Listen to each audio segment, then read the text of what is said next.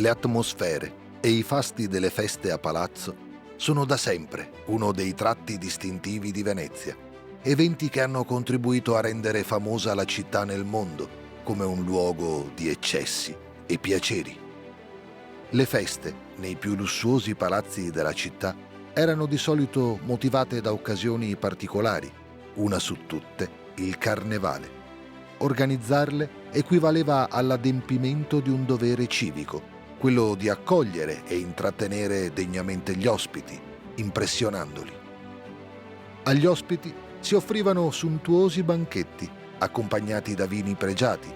A tavola, particolarmente apprezzate erano ad esempio le ostriche dorate, servite cioè ricoperte di foglia d'oro, ma il piatto forte era costituito dalle carni, cacciagione e volatili pregiati come fagiani, pavoni e pernici.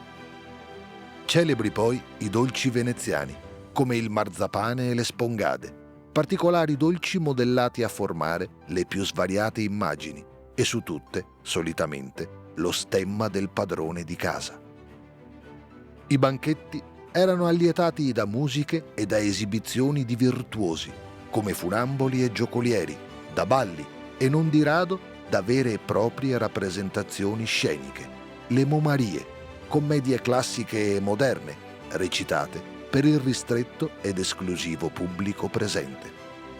Ma soprattutto erano i balli mascherati, a dispetto dei ripetuti divieti del governo, ad accendere l'entusiasmo dei convitati. Celebre era il ballo della bereta, nel corso del quale il cappello del cavaliere veniva passato alla dama. Giudicato dalle autorità troppo audace, questo inonestissimo ballo era stato più volte proibito, ma senza alcun successo. E senza successo furono nel corso dei secoli tante altre leggi emanate dal governo veneziano nel tentativo di contenere gli eccessi delle feste private.